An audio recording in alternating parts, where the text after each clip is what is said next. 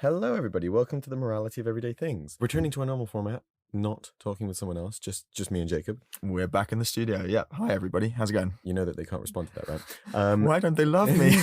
The Morality of Everyday Things is a podcast where we discuss everyday philosophy. We discuss questions like, should billionaires exist? Are you a bad person if you work at Facebook? Or in today's episode, We're talking about NFTs. And the question isn't really a question. It's more like a provocative statement. We've got NFTs, the future of art, or a pyramid scheme? ? So there's a question in there. I think Ponzi scheme is more a better business analogy, but I take that, yes. Yeah, I debated that. I feel like a pyramid scheme is clearer to people, but Ponzi scheme is probably... Yeah, yeah, like the future or a huge con/bubble. The truth is possibly that it's both. Somewhere in between. We'll get into that today. As always, we'll discuss some context, we'll share some philosophical frameworks that are relevant to the discussion of art and ownership, and then we'll kind of discuss a little bit about what we think. Jake and I are longtime friends, business partners. We run stash.com and 3points.green. We studied a mix of economics, politics, philosophy, and business management at Oxford far longer ago than I care to admit. It's less than a decade, more than 5 years. Let's jump in. Jake. Let's do that. Just quickly wanted to say again, thanks to Cliff Mark for last time's episode. And thanks to everyone who tuned in and listened and gave us feedback on that. There was the listener who gave us just a fire emoji. That was very flattering. Thank you. It is flattering.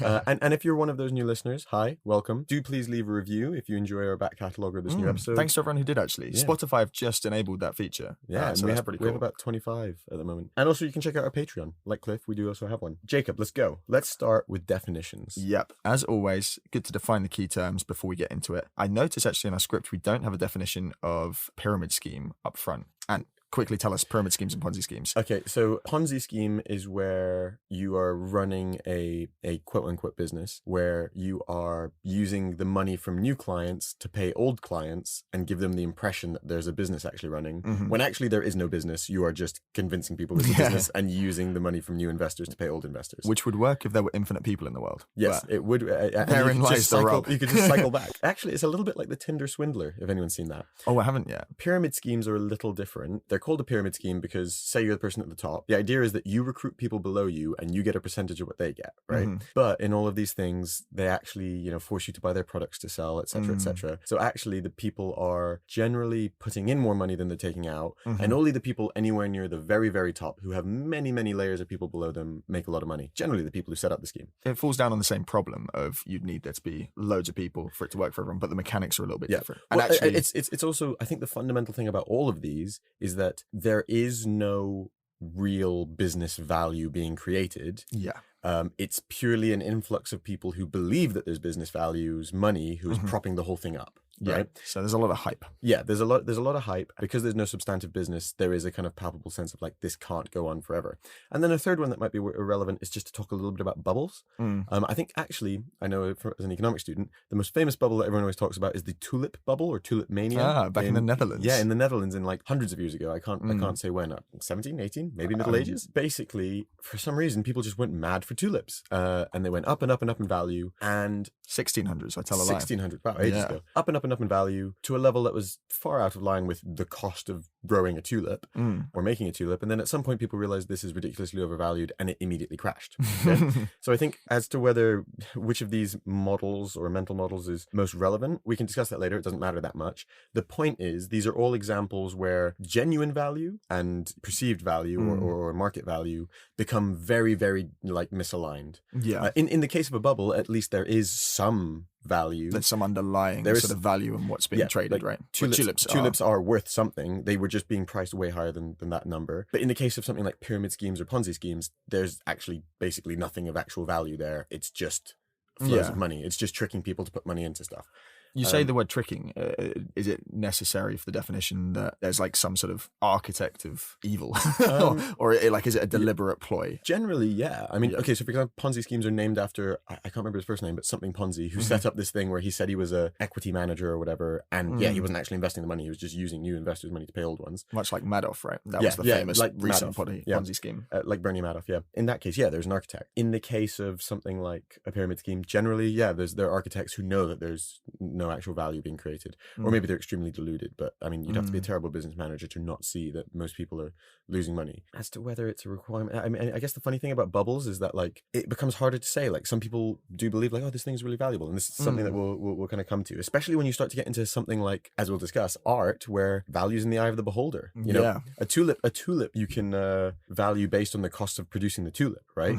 But art, especially art with unique individual pieces, it's worth what people are willing to pay for it. Exactly. Interesting. So, coming back to the question, there were 3 key terms we had to define. Thanks, Ant. We've just done like Ponzi schemes, pyramid schemes, and bubbles. Up to you. We'll decide which is the more relevant model. There's also art. We'll come to that in a second. Let's start now with NFTs. What is an NFT? You've probably heard about them in the news recently. If you follow any kind of sort of tech news or anything like that. If you watch the South Park movie. If you watch the South Park movie, exactly. Well, kind of movie, you know, the 2-part COVID thing. Go on, sorry. So NFTs stand for non-fungible tokens. And when we're talking about tokens, we're talking about something that can be used to represent ownership of unique items. They, in theory, let us tokenize things like art, which we'll come to, collectibles, even real estate. I mean, the supposed sort of limits of NFTs are fairly endless. It could apply to any kind of content. And then when we're talking about real estate, things in the real world as well. They can only have one official owner at a time. That's pretty key. And they're secured by the Ethereum blockchain. So no one can modify the record of ownership or copy and paste a new NFT into existence, in theory. I didn't check enough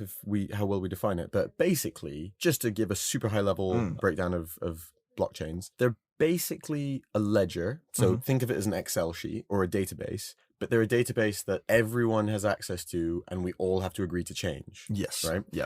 And they're semi-anonymized, right? So it'll say person XYZ has done blah, right? And say you are person XYZ, you'll have a password or a private key that lets you confirm that you are person XYZ, but no one without that key knows who person XYZ is. So that's the anonymity part that people talk about, right?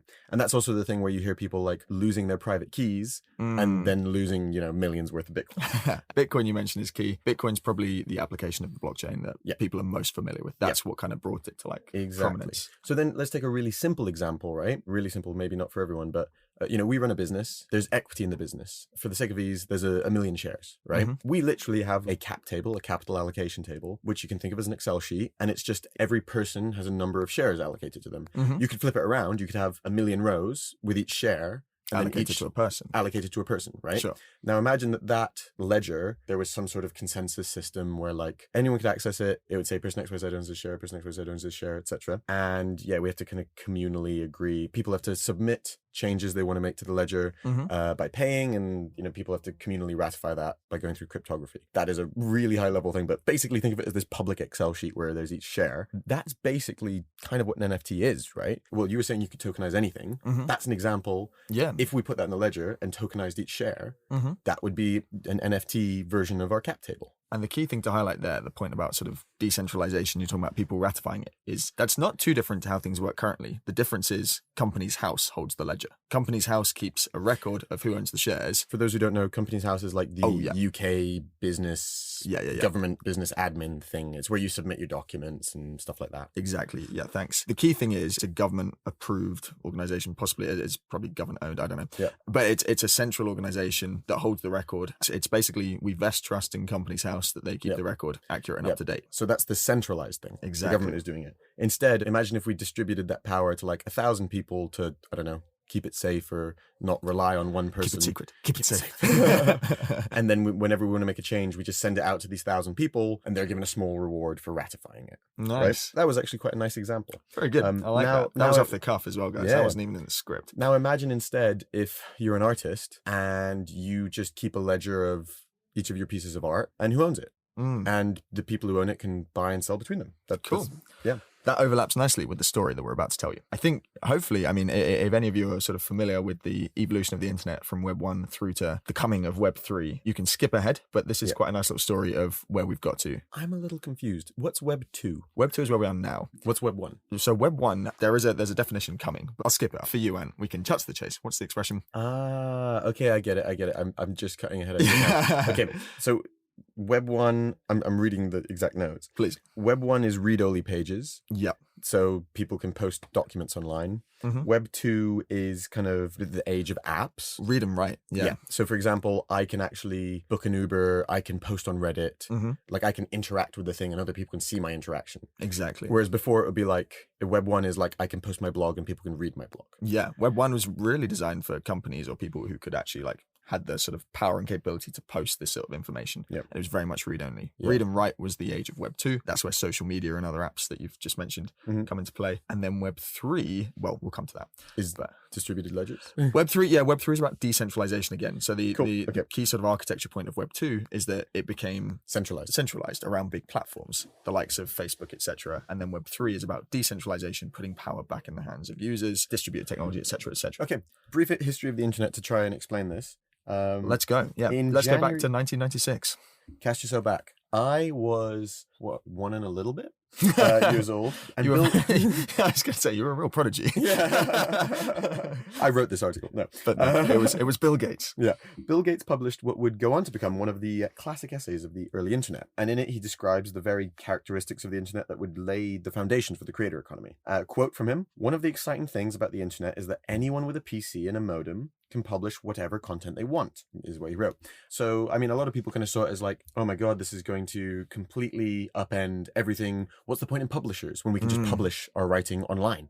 Right? Exactly. We don't need those guardians anymore. Turns out, actually, those guardians are quite helpful for getting people to read stuff, because the problem becomes less distribution and getting people to listen. Yeah, more curation. More curation. Sort of featuring the stuff that's actually good quality. We'll come back to that, though. So, in this essay, Gates did sound one warning, which was that the big challenge would be making sure content creators were paid fairly for their work. Yeah. Which is, you know, he's called that. He's called that quite well. Yeah, he did. I mean, we'll come to these stats in a second on direct pay for people's work. But it's interesting that in the 90s, there was a period where like online advertising paid so well that you'd put up a blog, you make some ads, you monetize it, and it actually would make a lot of sense. And that is just, you know, you can't live off ads on a blog anymore. It's just not possible. But talking specifically about creators and direct payment for their actual work, the lived experiences of creators reflects this warning that Bill Gates said. Interesting one for you. 90% of streaming royalties on Spotify go to the top 1.4% of musicians, right? Wow. And the top 1% of all streamers earn more than half of all revenue on Twitch. Also, just to clarify, you know, we're giving these stats to kind of highlight it. It's going to be even more extreme. You know, if you look at something like the top 0.1%, so we said, that 90% of streaming royalties on Spotify go to the top 1.4%. Most of that will go to the top 0.5%. You're looking at the Drakes, the Ed Sheerans, the Adeles, and you know, I don't know, but I would venture to say the majority of that 90% will go to the 0.01%. Yeah, something like that. Yeah, it's more extreme than like the income tax distribution. Very much. It's a very sharp exponential decline. For context, I mean, we say that we are, according to listennotes.com, we're in the top 2.5% of podcasts. We currently don't monetize the podcast. To be honest with you guys, we have a good listenership on a relative scale, but that's, you know, partially we don't need to or want to, and partially it's not at the point where it's obvious and easy to do so. Yeah, it's and true. That's the top 2.5%. We have a stat here that says the top 1% of podcasters claim the majority of podcast ad revenue. And to speak to your earlier point, I'd expect most of that is Joe Rogan. I mean, it's going to be the majority is the Joe Rogan types, right? Yeah. So, yeah, it means that 99% of all creators, including even people who are famous or have millions of fans, often are struggling to make a basic living online. It's something that's artificially holding them back from creating more content. Interesting as well, I want to say, it's part of what's driven the creation of these, and I love this as a concept, it's so interesting, and it relates to crypto, the idea of like tipping and stuff, right? It's part of what's driven the creation of these platforms where it's like, if you like a content creator, you can just directly give to them, like Patreon, right? Yeah, like Patreon, right? Check out our Patreon if you do enjoy our content. But no, it's true. It's interesting. And the theory goes, the internet was supposed to usher in this golden age of media, a world of infinite abundance where anyone can create whatever they want, anyone can find whatever they're interested in. Certainly the latter is pretty true. In fact, both of those points are true. People can be really creative, people can find stuff. But while Gates' prediction that there was money to be made online through content has proven true, much of that money has bypassed creators, like Ant Stats were just telling us, and landed instead in the pockets of the platforms that aggregate people's attention. That's true. I mean, actually, another example, and this is kind of points to like, you know, what counts as content, right? And actually, given how much time people spend on these, I'm going to say this is real content. What about people who write engaging Reddit posts? What about people who post memes, right? Those are content creators where even the most popular ones in the world actually don't make anything. I mean, granted, there are some Instagram meme accounts that probably make money. I remember I saw that there was a Netflix series about it, but like, mostly they're just nonsense accounts that repost other people's stuff, not like creative hubs. And, you know, these are forms of content that, you know, lots of people enjoy, millions of people, billions of people maybe enjoy. But yeah, I'd say billions of people enjoy memes and, you know, online at least posts. millions. at least hundreds of millions, at least hundreds of millions in the world. And yet those are content creators who generally make nothing. My God, what generous souls. Yep. So at the heart of the story of how the internet broke the media business model is the simple fact that the internet was not built to facilitate the flow of money. Yep. Like there were real sort of trust concerns around that. It's why businesses like PayPal did so well in the sort of early .com era. Payments weren't built into the internet's infrastructure. It was considered too risky. And Mark Andreessen, just a quote from him, he's a famous entrepreneur investor from Silicon Valley. He called that the original sin of the internet. And I guess that speaks to Gates's warning that you know, how we pay people fairly for their work is a massive challenge. Yeah, and that lack of payment infrastructure, as I mentioned with the blog post in the 90s, is the reason why so much of the internet is monetized via advertising, right? Rather than requiring users to pull out a credit card and type their information into a website, users can be monetized frictionlessly and indirectly by those centralized powers, paying not with their money, but with a different asset, their attention, right? And that's precipitated a shift in power from the old gatekeepers in media, who controlled content creation and distribution, publishers, record labels, movie studios, to those who amassed consumer attention at scale, the platforms. So YouTube has more than 2 billion monthly active users. Facebook has almost 3 billion. Although it's going down.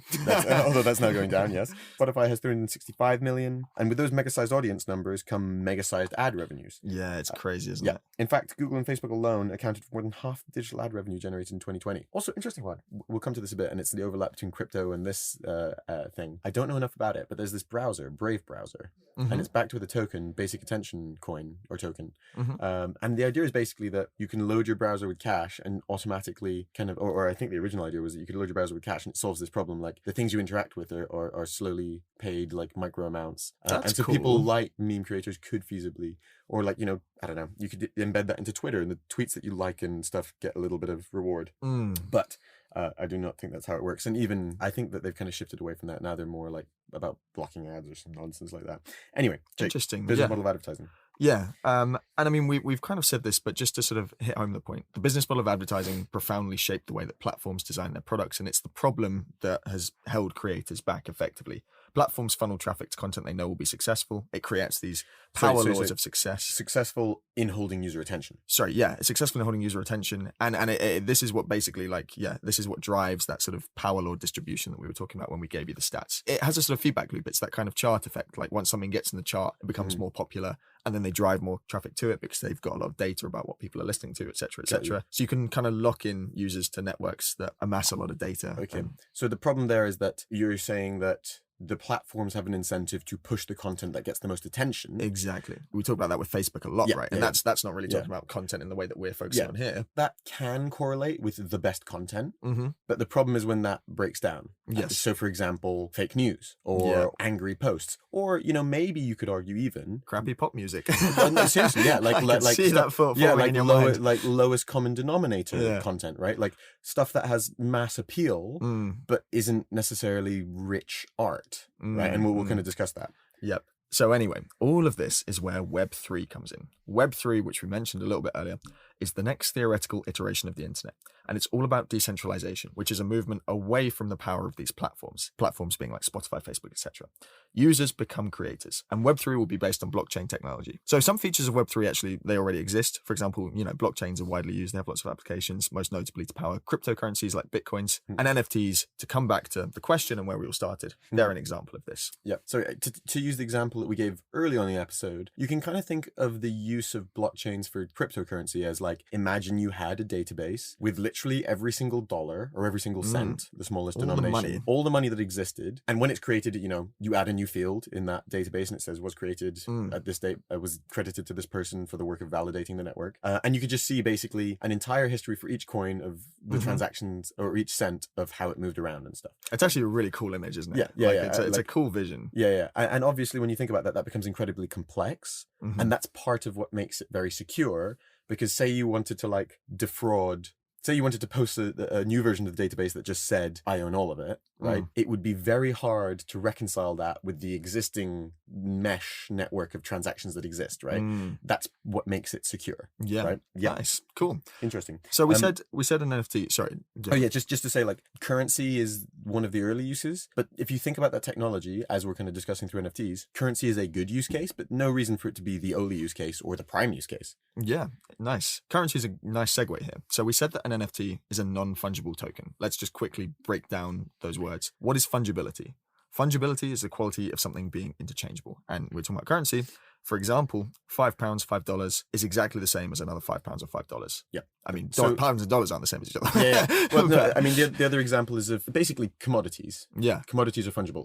If say I'm selling steel and I promise Jake 5 tons of steel, right? There is no commitment to the specific 5 tons of steel. I could say I owe Jake 5 tons of steel in 3 months. I could sell my current steel and buy another 5 tons to give to him later. That means they're fungible. I want the original steel. It basically means swappable, non-unique. Yes, exactly. That's the point where NFTs differ from cryptocurrencies, because Bitcoin is the same. Bitcoin is fungible. 1 Bitcoin is worth 1 Bitcoin. Yeah. If I owe someone 1 Bitcoin, they're not going to look at that table ledger and say, I want this specific row. They will accept any Bitcoin.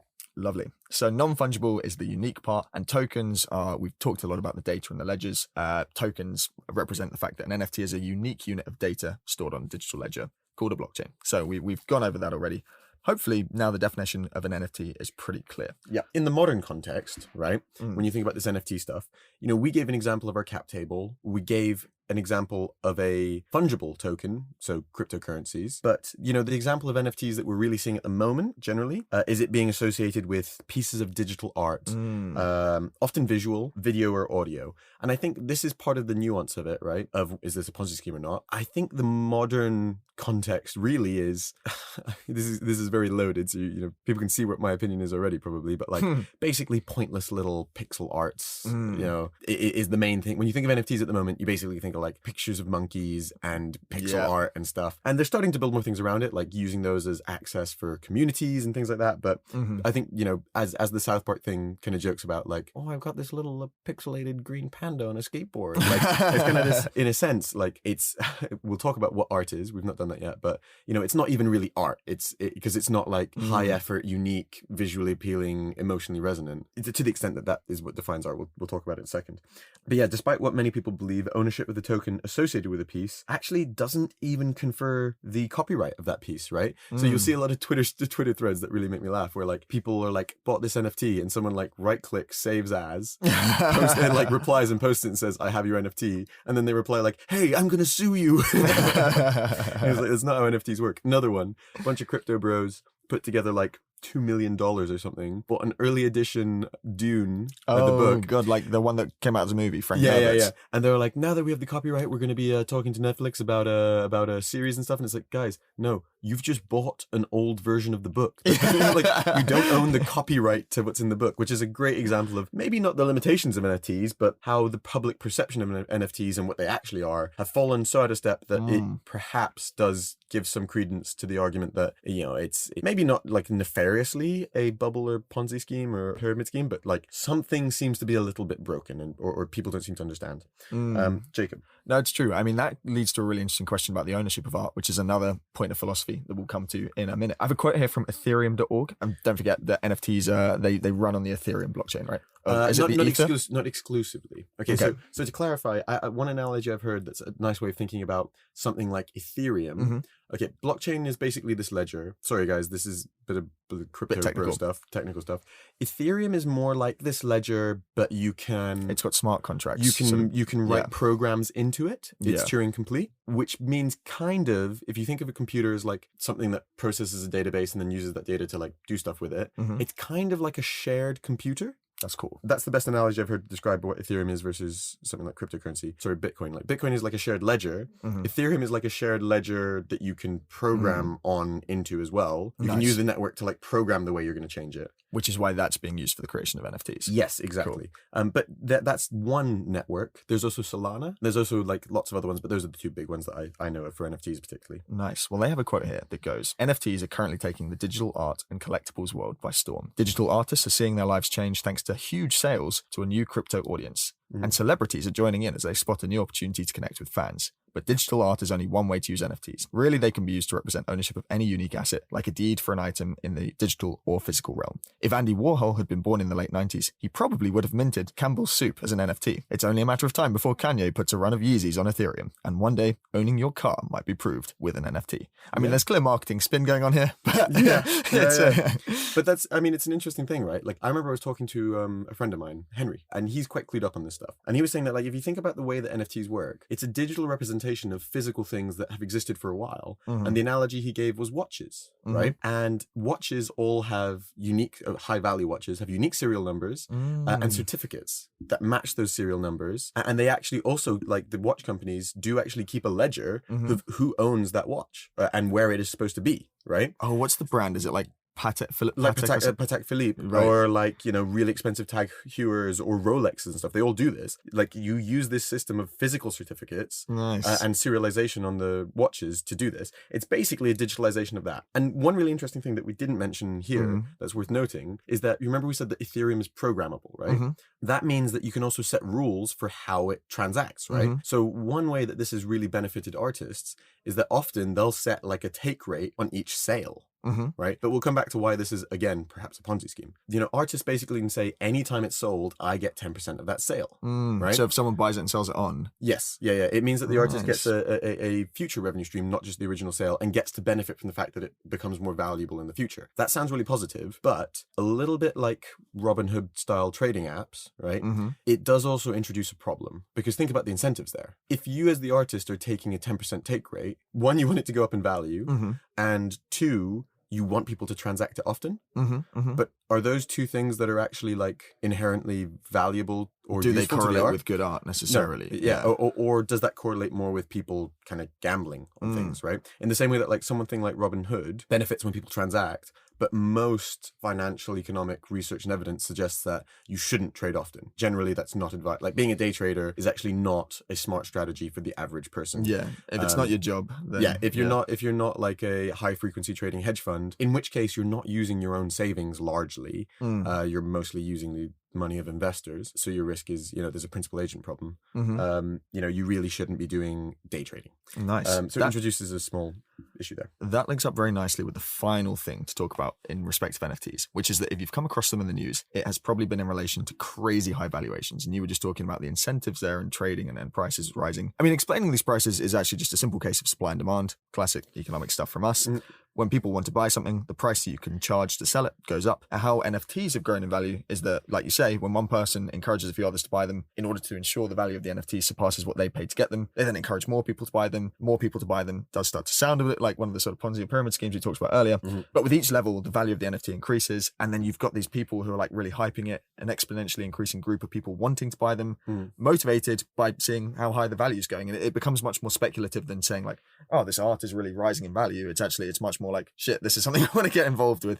Exactly. This stuff is like really hyped. I think it's a nice analogy for this. The average person in the stock market versus someone like Warren Buffett, right? The average person in the stock market is what you would call independent in like a statistical sense, which means that their actions are not connected to the value of the thing. So their trades don't really affect the underlying value. Me buying a share in Facebook does not affect the share value of Facebook. Hold on. Anthony Carlius is buying a share, guys. The problem is these communities, because the number of the things available is so scarce and the price that it starts at is so low, and the valuation of the thing is not tied to something fundamental, like a business revenue, like a business model or like its future revenues or anything like that. You enter this problem where like someone like Warren Buffett, for example, actually moves markets. And this is also part of the thing that people had with the whole GameStop fiasco, which was that hedge funds are moving the markets all the time to benefit themselves rather than actually like understanding the market and investing to benefit from that. They're actually going in, shorting something, and then communicating to the market, this thing sucks, right? And then suddenly they have this bias incentive where it's like, well, what happens when they do that to a company that's actually fine? They just have this bias incentive to say this thing sucks so that it goes down in value so that they make money. Or, you know, if they buy options or leverage trades on something and then go out to the market and say, this thing's great. Warren Buffett, to be fair, wasn't a great analogy because he has this issue more just because of his stature and famous, the size of his investments, right? Him, He's not actually, I don't want to say that Warren Buffett is someone who goes and manipulates markets. But the point is, it's not deliberately. No. But people take his movements as signals, right? Yeah. So when Warren Buffett says, I'm investing in something, it tends to go up in value because everyone's like, oh, Warren Buffett's the OG investment genius and he says this thing is good. It's a nice problem to have for Warren, isn't it? Yeah. Whereas like with NFTs, you know, if you think about art, it's funny because art is not like a business in that the value is how people perceive it. So what happens when, I was upstairs talking to the guy in our studio on the way down and he was saying, oh, you know, someone launched an NFT project. They got a famous crypto person to like retweet it and it went up in value hugely, right? And it's like, on the one hand, maybe that's a signal. On the other hand, the fact that you're mates with someone who's big in crypto, does that make your art any better? Like, why should the fact that has managed to convince more people to buy it, impact the value of the art, right? On one hand, popularity is part of what makes art valuable. On the other hand, like, nothing there seems to communicate that the art is fundamentally more valuable. And then the result is that you get this palpable sense of where people are creating basically non-projects. Like, when you think about art in like the sense where it's like, oh, of course this is valuable. You think about like masters who spent decades mastering their craft, making a picture that is technically amazing and speaks something and makes you feel something and is impressive and beautiful probably in its own right. And that only becomes more valuable when they die, so they can't make more and more people get to know it, etc. Well, that's kind of irrelevant that more people get to know it. I undermines my own point. But when you think about that versus, I know people where it's like, I've made an algorithm that's going to generate, like, this is a literal one from a friend of ours. I've made an algorithm that's going to generate like 1,000 different pizza tokens with like different, literally a picture of a pizza. Yeah, literally a pizza with different right? toppings, and some will be more rare than others. Suddenly it's like, well, like, can we compare that to like Leonardo da Vinci, who spent like decades honing his craft? Like, the kind of more resonant understanding of why that's valuable. And part of the reason Mona Lisa is valuable is like, oh, okay, like, yes, it's visually appealing, but like, there's a reason why buying a print of the Mona Lisa is significantly cheaper than buying the actual Mona Lisa, which is effectively priceless. It's because, like, holding that physical thing, it's also knowing that that is the literal physical object that he touched. But maybe that doesn't matter. Maybe that supposed to appreciate art for how it looks, and in which case, like, why is that more valuable than a print of the Mona Lisa?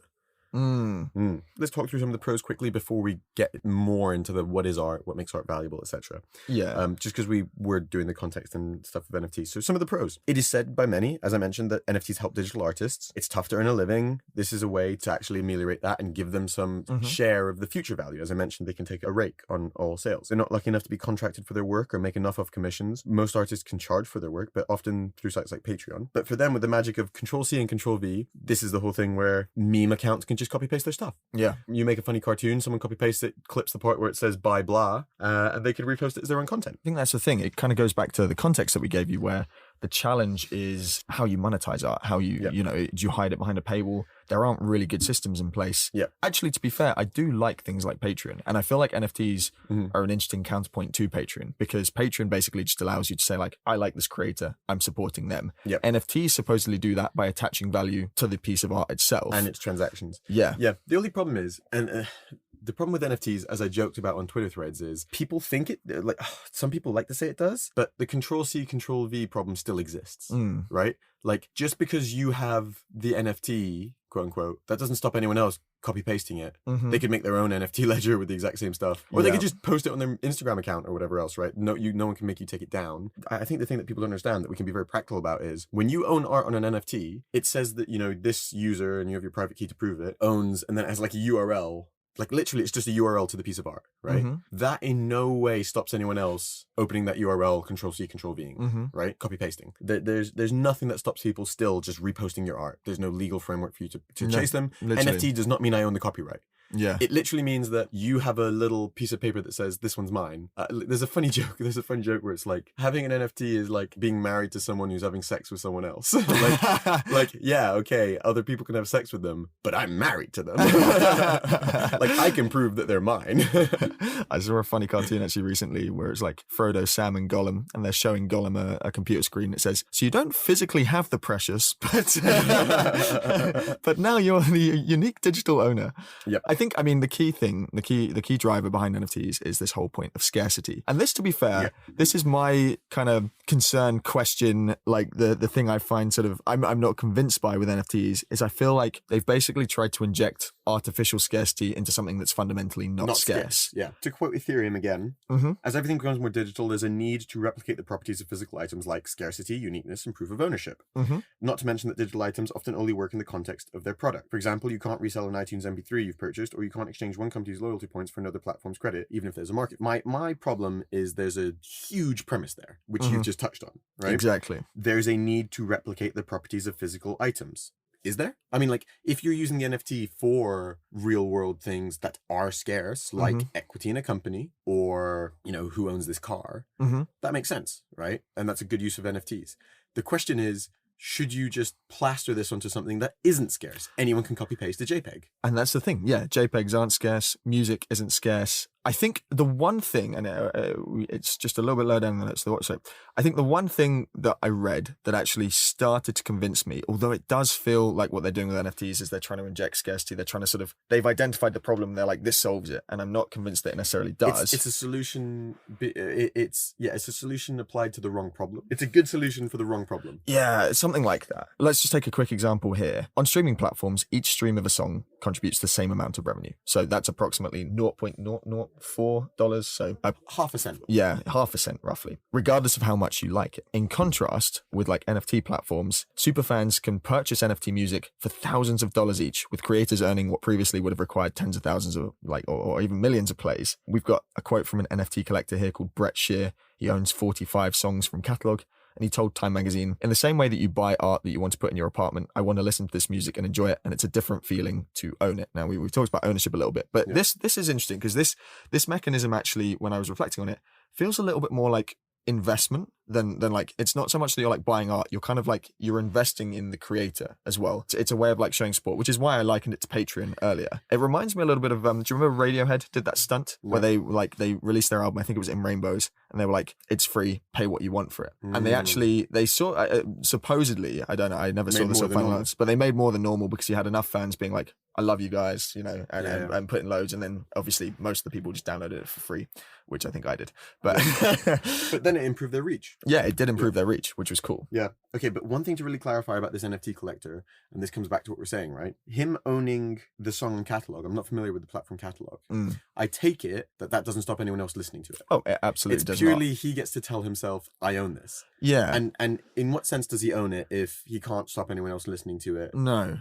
There's just a little thing on Catalog's ledger that says, this guy owns it, but like anyone can listen to it. It kind of reminds me of autographs. Like, as in like, there's a sense of like, this guy's pleased because he's like, I have the canonical version of this song. Like, this is something that the artist made, and I've got like this original, like autograph-esque sort of token that's like, cool. I've like supported these guys, and I have this, and like, there's this thing that connects me to this artist that I like, and that makes me happy. Autographs have a similar effect. However, autographs are fundamentally replicable. Like in theory, you could go and be like, oh, like I Google Leonardo DiCaprio's autograph, print it and copy it. No one will be like, okay, that's genuine. But but the point is that that you feel like there's some connection. Right, because in theory you met him, or maybe you bought it on eBay or whatever. But like, there's something that sort of ties you it's entirely to the original. Pointless other than emotional. Exactly, which autographs somewhat are, right? And I that was kind of what I was thinking when I was looking at this, and I was like, but maybe that's okay, because maybe if it does allow fans to support creators, maybe the sort of artificial scarcity, the sort of effect that we've identified as being, well, artificial, to reuse that word, maybe that doesn't matter. Maybe it's still a good mechanism for supporting creatives. Maybe it still somewhat fulfills that purpose. Okay, but counterpoint. Go for it. On closer inspection, okay, maybe it's financially beneficial to artists, but maybe it's not beneficial to the process of content creation, right? Because, if you earn money from traded NFTs, it's in the artist's best interest to produce, first of all, as much art as possible. This is the point you were making earlier, right? Where like you start making this pointless art. Yeah. Right. Like, and people are buying into it because they're like, well, the value's going to go up. And then suddenly, artists are churning out, oh, here's a 10-second clip of me like hitting an E note, and someone's buying it. It's like, oh, this is the band I love. I'm doing an E note. But and actually, like, soon you're starting to get people who are buying it because, well, this will go up in value because someone likes it. Yeah, and then at some point, where we are now. Yeah, and then at some point it's like, does anyone care about this? I don't know, but it's going up in value. It's definitely that sort of quantity over quality risk. And I mean, I'm sure there are examples of this. I haven't seen yet too many, but there must be like tons of celebrities who are getting involved, who are like minting NFTs of stuff like you're saying. And then, as you say, the quantity effect. Well, if anything, actually, again, the autograph thing is a really good example of how nonsense this is, or paying for photos, right? Because you then end up in this situation where, you get celebrities who have this incentive to just write a shit ton of autographs, and actually, often it's not even them. They're getting like some assistant to just write stacks of autographs and send them off to people for money. Yeah. Or going to events and people just paying like $50 a pop to take pictures with them, right? Are they really genuine content or art? No, it's just people are like associating it to this thing that they like, and there's nothing stopping them just churning this stuff out. Yeah. I always find with autographs, I get like meeting someone and getting it signed. That's kind of cool. Why would you ever buy like resale autographs? Yeah, it makes no sense, right? It makes no sense. Like, if you didn't have that experience that connects you to the person. Totally. Like keeping the ticket stub of a great concert you went to. I get that. Buying someone else's, it's like, why? Like, the only thing that's valuable about this is the nostalgia, or at least that's how I perceive it.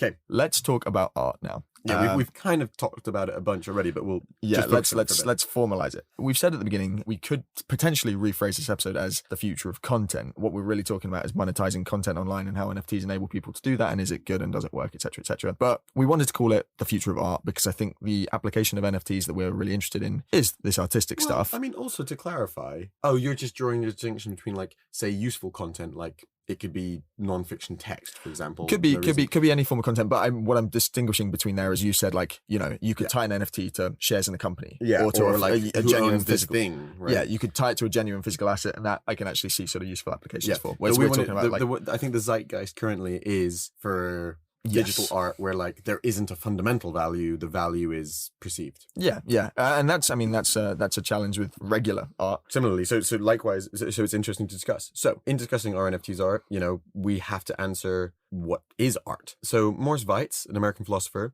argues that art isn't really definable because nothing is necessary or sufficient for art to be art. In this context, necessity refers to a quality that something must have in order to count as art. For anything that someone could claim as necessary for art, you could find a piece that most agree is art and lacks that quality. He kind of says that for the sufficiency argument too. Yeah. He basically just says you need necessity and sufficiency to define something. There are no conditions that meet these requirements to define what art is. So it's fundamentally unhelpful. There's no such thing as art. Okay, yeah. Interesting.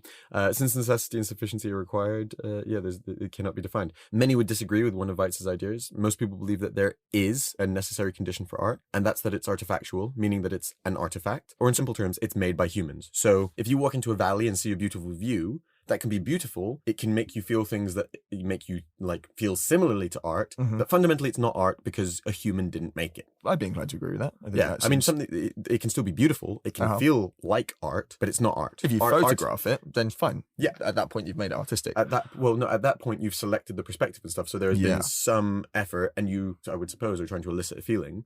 Yeah, we'll come to that in a second. Yep. There's a guy called George Dickey, another philosopher, agrees with this. Art is anything that's an artifact and on which society or a subgroup has placed sufficient value for it to be considered a candidate for appreciation as art.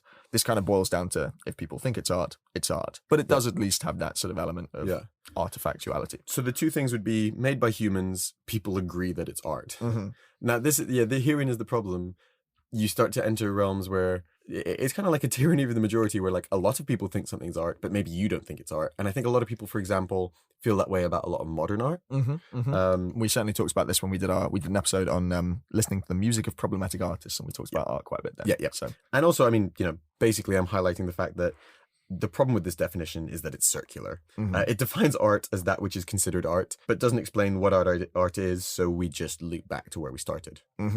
So, not super helpful, but that's where we are. So, what is art? Something along those lines. I agree that made by humans. Yeah, is, like, I'm more in the lines of. I think made by humans elicits a feeling, and I mean, my personal conjecture, would be like an intentional creation by a human to elicit an emotional response or thoughts or feelings. I quite like that. It's broad, but I think that sort of it excludes enough things that otherwise sort of, I don't know that people need to agree on something being art for it to be art, or at least people don't need to agree that it's good art for it to be art. They can agree that it's an attempt to be art. Is it in the eye of the artist or the eye of the beholder? That's the question.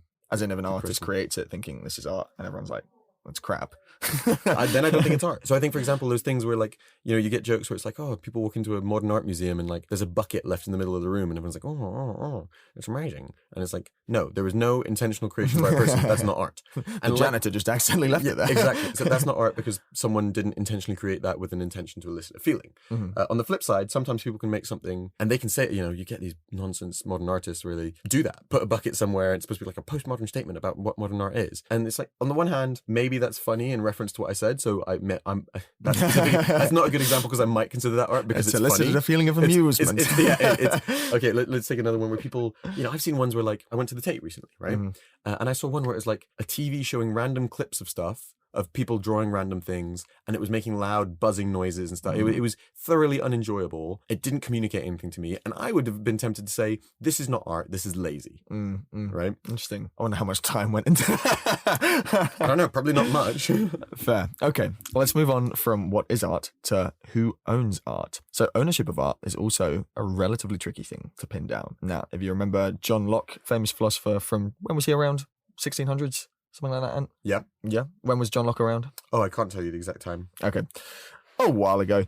And Locke describes ownership as property plus labour. Interesting little definition there. So he's saying by mixing paints, stone or ink with your own effort, that really sort of dates him, doesn't it? Stone or ink. You can create something that you own. That's fine as a definition that includes paintings, sculptures, manuscripts, etc. But if someone were to read your book and copy it or trace your picture, they have also combined property with substantially less labour. By Locke's consideration, technically copycats also own their work, since originality isn't considered to be one of the tenets of ownership.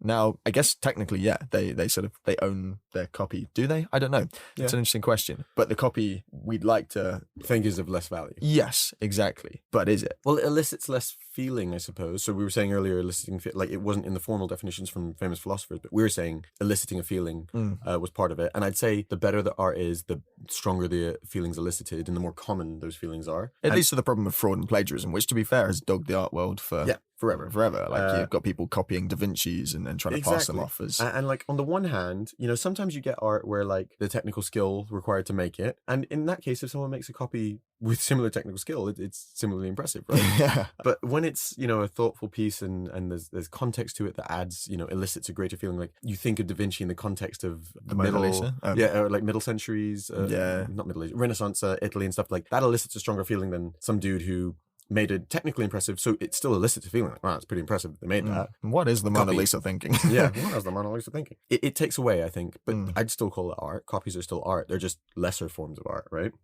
This brings us to Hobbes' definition of ownership, which is a little bit more arbitrary, but more closely aligns with the practicality of the real world. So Hobbes says the sovereign, the social construct endowed with authority, so governments, I guess, in the modern era, something like that. They decide who owns things, as ownership is enforced through authority, which the sovereign possesses. Now, unlike Locke's definition, this would exclude copycats on the grounds that our sovereign protects an original artist's claim to ownership, allowing them to sue those who plagiarize them and affording no protections to the copycat. And that's like copyright law that we have today. But to understand that, that's descriptive, not prescriptive, right? So he's not saying the sovereign must enforce copyright laws. He's saying they can. He's saying whatever the sovereign says is right, because it's a communally agreed invested power that we've created through our mutual collaborations and agreements. So if we have copyright laws, then that's basically defining it as not owning it, because that's how we set the rules. Again, a little bit circular. It's basically saying ownership is according to whatever we agree, and we agree whatever ownership is. So our philosophers haven't been that helpful this time around. Yeah. But yeah, I think that's some good context on art. Do you want to summarize your position, if it's changed at all, art and ownership? How do you own something? Yeah, I mean, I like our definition of art a lot. I like the fact that it's something created by humans, elicits a feeling, and I feel like it seems intuitive. It seems like the creator should be vested with that sense of ownership, and even if they sell it, or at least recognition as the creator. Yeah, because I suppose they can sell it. Like I guess it's unavoidable just to think of like paintings in this context. You make a painting, you sell it to someone who pays a lot of money for it. They get to sort of hang and look at it, but you're still the creator. As the creator, and it seems like there's a sort of dual ownership effect there. Yeah, there are different types of ownership, right? Also, one that we didn't mention, but is very similar. Just Robert Nozick talked about him in the context of billionaires, because he talks a lot about the morality of owning things, as in like, how can I come to own something rightfully? His model has issues in the extreme, and I'm not saying it's perfect or anything, but colloquially it kind of works. His whole thing is, if you are mixing your labor with resources, then you own that thing. That's one way to own something, to make it, and the other way to own something is to transact. That seems like a sufficient way of saying you own something, right? It doesn't talk about the context of copyright. I think copyright is useful for aligning incentives. Right? Copyright is useful for protecting artists, but there are limits to it. And a really good example of how copyright has been screwed recently is actually the song Blurred Lines, right? People don't realize this, but it's kind of screwed the music industry, right? Because the family of Marvin Gaye successfully sued Pharrell and Robin Thicke, because the song had a similar feel and groove, or whatever the term was, to a Marvin Gaye song. It didn't have any of the same chord progressions or melodies or anything like that. What? It just felt similar, apparently.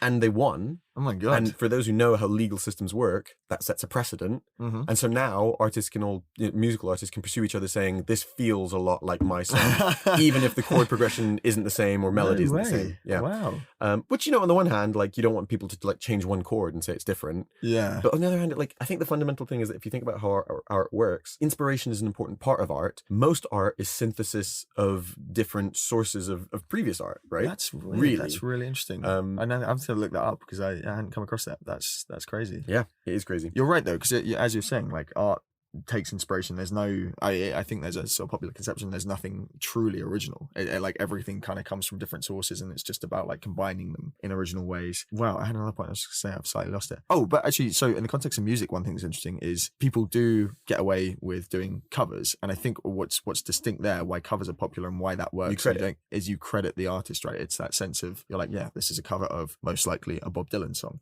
or something like that. Interesting. Wow. Okay, gonna have to come back and look at that. That's crazy. Okay, so we've given a lot of context on art, ownership, NFTs, what NFTs do and don't give you ownership over. Particularly, basically, NFTs don't give you the copyright. You don't, because they're not literally digitally scarce, you don't physically own the art, right? If I own a painting, I may not own the rights to print the same painting, but I do physically own that painting, and other people can't come to my house and take it. Yeah, now other people can make sort of copies and they can have prints and stuff like that, but you have the literal original. Which is, but the big difference between a physical original and a digital original, which I would argue is distinct, but NFT fans would argue is irrelevant, is that there is more context vested into the physical original. Say, for example, I know Leonardo da Vinci touched this and made this, which means that it elicits a greater feeling for me versus a copy. Whereas when you copy digital art, because it's just pixels, information being shown in pixels, it's literally the same. It's literally the same. If I copy paste your JPEG, it is literally the same. They would argue, they being NFT fans would argue, it's not quite the same. Much like that example you gave of someone buying quote unquote songs, right? Even if you don't have the copyright, even if other people can listen to it, it's still distinct. It's still like, they still know that they own it, which invests more emotional resonance for them, so it becomes greater art. I don't buy that though. I just don't. I don't like the.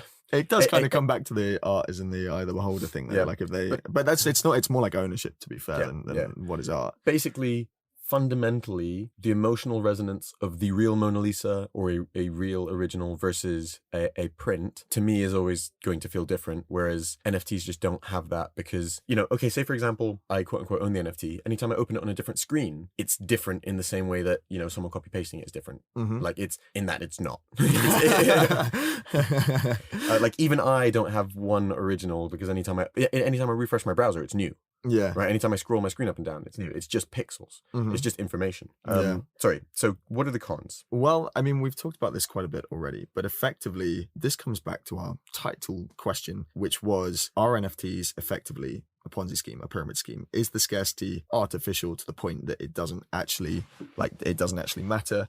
And is this actually just something that like crypto winners have sort of hyped because they need something to invest their crypto assets into, or because it's just beneficial to them? Yeah. Is it just another sort of wave of hype that actually everyone's like, it's kind of rubbish, but like, I think, and in this context, like, remember we discussed earlier Ponzi scheme, pyramid scheme, bubble. I think one of the questions, at least discussing like which of those three is around intentionality. Yeah, massively. Right. So if I am like, oh, check out this NFT, everyone buy it. And I'm like, I don't care. I don't think this is good art that people can see, but I own it, so I have an incentive to drive up the value. I own the Hawaiian pizza. Or if you're an NFT minter who's like, I've made something procedural to make some pizzas, I don't care. I've heard that people have made a lot of money minting NFTs, or making and selling NFTs, so I'm just going to do that. That to me sounds more resemblant of the Ponzi or pyramid scheme. And it also feels a lot like our lived experience of people we know who are sort of who are doing this, right? But on the other hand, when you think about like the rush of people who are like, I'm hearing a lot about NFTs and like people are buying them and I guess I'll buy one, and they don't really care about the art, that's when I start to feel more like, that sounds more like a bubble. Like, no one's doing anything wrong, but it's stupid. And then there is that extra third class where like people are using NFTs to like give access to communities. It's like, okay, that's something of actual value. Some creators, for example, might be like, oh, instead of contributing to me on Patreon, you buy this NFT, it gives you access to like exclusive content or the content earlier or something. It's like, okay, so now you're actually selling something that has actual value and people are determining what that value is by trading it. Maybe there's a perverse incentive of some people trading up purely emotionally or trading up because they own the asset, and we're talking about these perverse incentives. But like fundamentally, there's something useful there. And that's an interesting and cool use of NFTs. So actually, to clarify for those who haven't, because I haven't said it yet, my overarching opinion that I'll repeat at the end is that I think the current use case is kind of bull, but I think the technology is really interesting, and I think it's stepping towards much more useful use cases. Things like those, things like equity ownership. Like imagine if we wanted to sell equity in our company and it was just so much easier than having to go through all this company's house nonsense and like we could just, there was like free exchanges for tokens and stuff. It just reduced the barriers to stuff much more easily. So what you're saying is, even though the like artistic application of NFTs as they currently stand is a little bit like, we're not ruling out the possibility that we'll mint an NFT of this podcast. Yeah. Well, look, I mean, like, as an example, like the use of NFTs for genuine digital art, right? Say, for example, the kind of stuff that you used to find on DeviantArt. I think that's the website.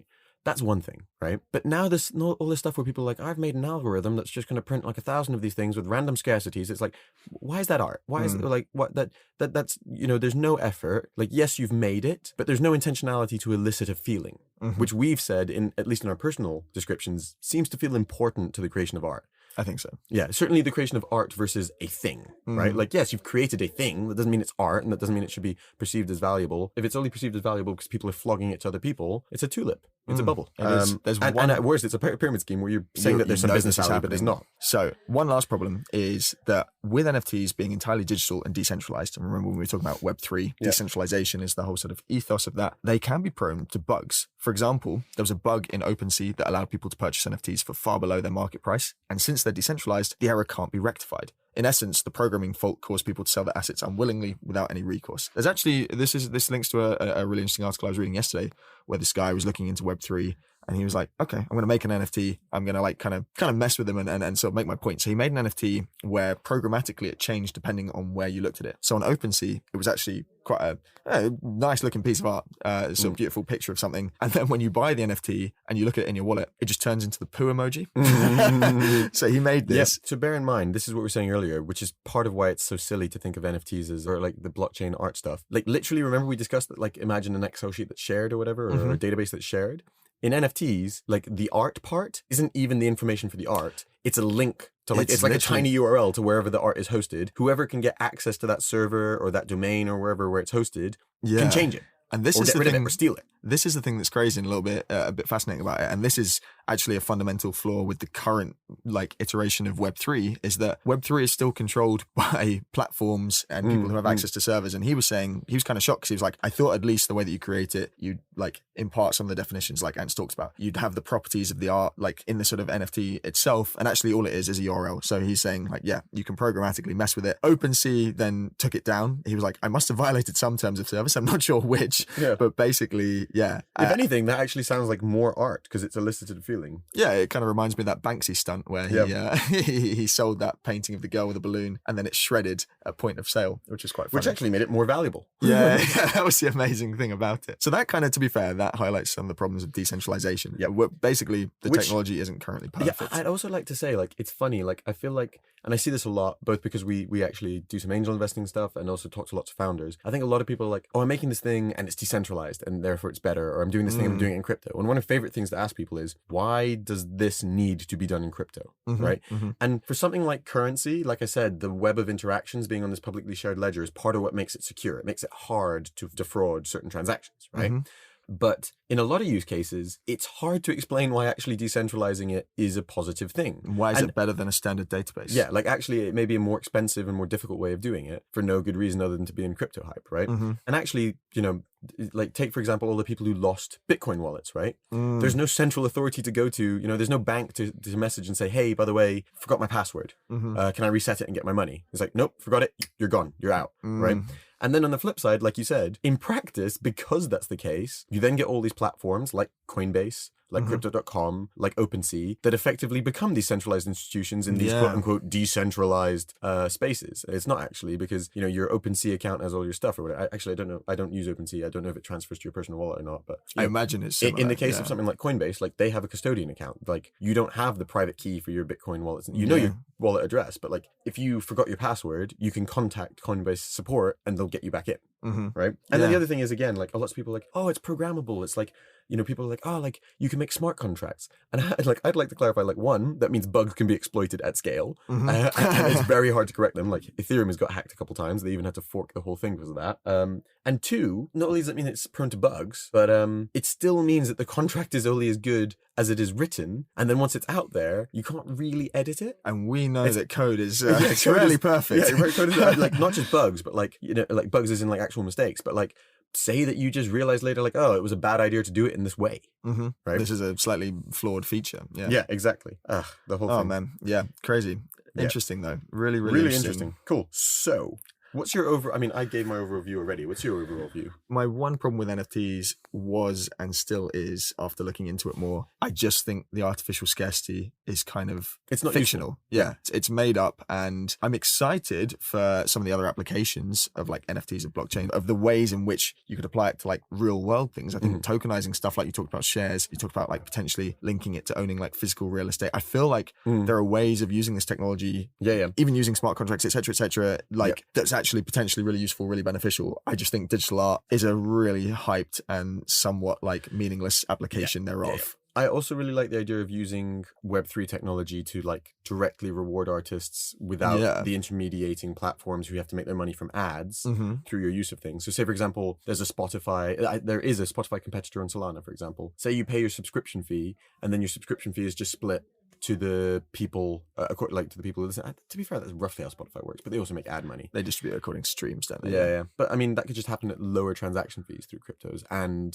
without that intermediating platform deciding the terms and then, shafting artists and stuff. Yeah. Ultimately, I'm a techno optimist. So I think the technology isn't there now, but it will get there. And I think I like the principles that people are applying. I think at least the sort of principles of like disaggregation, shared ownership, there are positives in there. It reminds me of like the way people talked about the early days of the internet before sort of platform aggregation led to a lot of the problems that we've seen. Certainly, at least I'm united with them on the problems of the current state of the web, the way that like Facebook and other platforms are incentivized to monetize our attention, which means they flog content that's not necessarily beneficial or indeed in some cases harmful. I think we can get there. I just think that there's always that trend towards centralization. And the more I've read about this, the more I'm becoming cynical. And it actually reminds me a little bit of the argument that Jack Dorsey was having with the VCs. I don't know if you saw this recently, Ant. No. But he was basically saying there were a lot of VC investments into Web3. And he was like, no, you don't own Web3. This is the point. Web3 is supposed to be decentralized, but the fact is VCs are piling money into the platforms that they recognize are going to be the custodians of Web3 and are going to control it. Not to mention the fact that if you look at crypto and NFTs and stuff, it's a very small amount of people who own the majority of the value. And like likewise, okay, we were saying like hey, imagine there's 1,000 people who are processing or deciding on the changes that people or amendments are putting forward to these Excel database style ledgers. What happens when one person owns 51% of those servers, right? Wow, yeah. That's when they can basically do whatever the hell they want. Right? That's a scary sort of example of like majority ownership. Yeah. I mean, it's basically like, to give an analogy, imagine that like, people own shares in a company and the idea is like, well, there'll be good decision making because people have to do decisions that are in interest of all shareholders. And it's like, well, what happens when one shareholder amasses 51% or convinces is willing to pay 51% of shareholders extra to do something that's beneficial to them? Right. That was a really long episode. Guys, thanks very much for listening. Jake, anything to add? Yeah, I was going to say we'll try and put some of the stuff we referenced in the show notes, but I'd agree. I think in answer to the question, NFTs, future of art or a Ponzi scheme, I'd say potentially both. Certainly potentially future of art, definitely a bubble. Yeah, but it could be a prolonged bubble. Current zeitgeist, nonsense, bubble. Like, but like I think the South Park episode had it spot on, like all this nonsense of buying like, oh, it's a pixelated panda on a skateboard. Nonsense. Future applications, and particularly future applications outside of art, super useful and interesting. Yeah. Basically digitizing stuff we're already doing for high value items like watches. Yeah.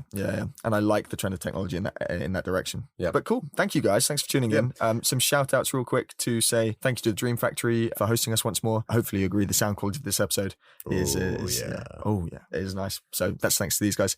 Thanks to Martha Caddick as well, as always, for helping with scripting and the notes for the show and the research. Thank you to everyone who's left a review. Really appreciate it. You can do so now on Spotify and on Apple Podcasts as well. Yeah, Any other it's shout-outs we free. missed? It's really helpful. Share with your friends if you do enjoy, and check out the Patreon. Thanks, yeah, guys. definitely. Cheers, guys. Bye.